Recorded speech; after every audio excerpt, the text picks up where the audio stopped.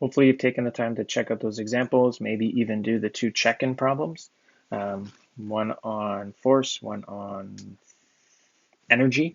Um, Now, the last little bit of this lesson, there's something new that we didn't cover in grade 11 physics. You've heard about it before way back in circuits in grade 9, but we're going to bring it up again.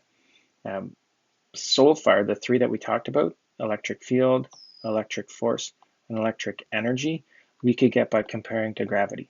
This new one, we're not going to be able to compare to gravity. There's no gravitational counterpart for this new quantity. Basically what we said is gravity is related to, we just compared gravity equations, we compared field equations, we compared energy equations, we just replaced the G with the K, we replaced the M's with the Q's, and we came up with these new equations. Now we're not going to compare to gravity anymore. But here's our new equation. To get to our new equation, let's backtrack. There is a connection between field and force. Electric force is Q times the electric field. Or if we flip-flop things around, electric field is force divided by charge. So the field is really, we took another quantity and we divided by charge.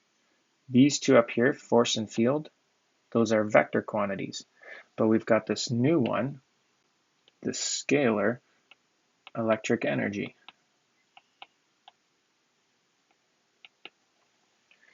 So the new quantity that's going to sound weird, but you've heard of before, it's called electric potential. And kind of like field was force per charge, electric potential is going to be energy per charge. Force was newtons, field was newtons per coulomb. Electric potential is going to be the electric energy divided by the charge.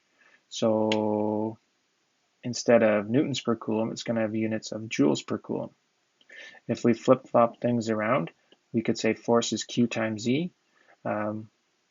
Electric energy is going to be Q multiplied by this new thing called electric potential. You've heard of electric potential before. We usually call it voltage. So electric potential is the same as voltage. Voltage is related to energy in the same way that field is related to force.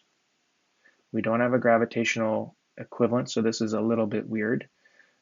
Electric energy is the Q, the charge, multiplied by the number of volts. Or if we flip-flop it around, volts is the energy divided by the Q. I know it's a little bit weird. As an example, maybe to help this sink in, if you could crack open your cell phone, don't try that at home, but if you had a cell phone battery, it would be labeled with a voltage of 3.6 volts. That's what 99% of cell phone batteries, based on their chemistry, they have a voltage of 3.6 volts. That means that if it gave all of that chemical potential energy to 1 full coulomb of charge, then that 1 full coulomb of charge would get 3.6, I forgot to type the unit, 3.6 joules of energy. Energy is Q times volts. So if we've got 3.6 volts being given to 1 coulomb, we just multiply them together to figure out how much energy that charge would get.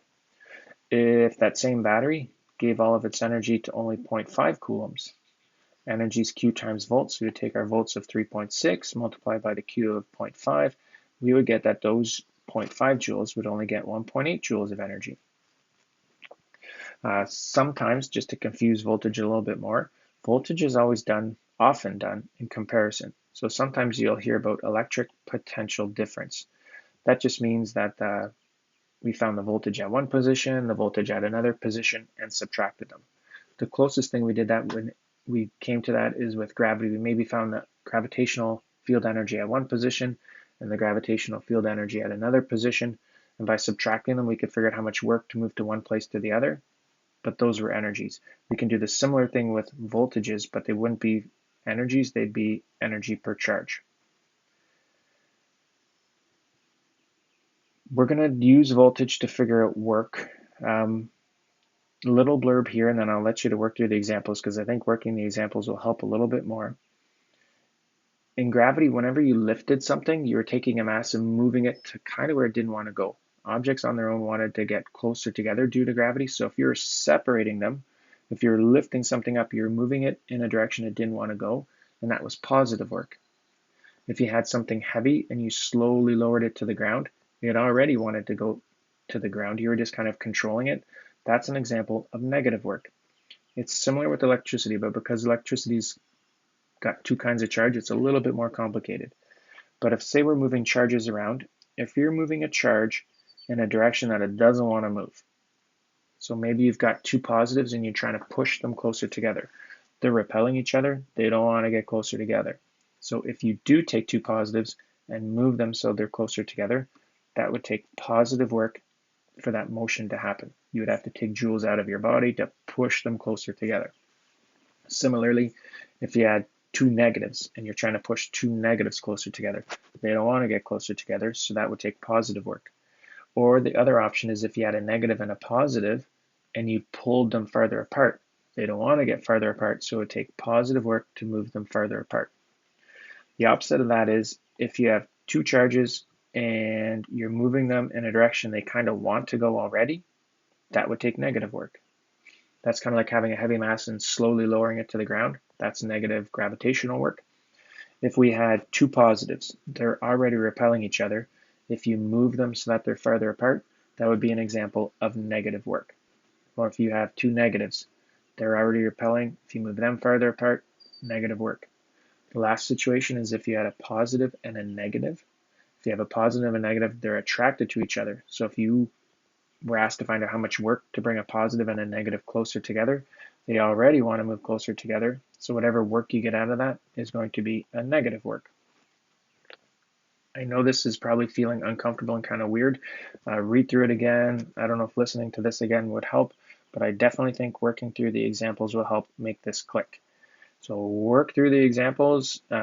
Solutions are there. There's some page breaks on my copy, but try the examples, look through the solutions.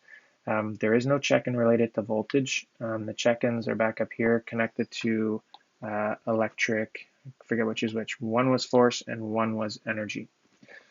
As always, if you have any questions on anything, email me and I'll clear it up as best I can.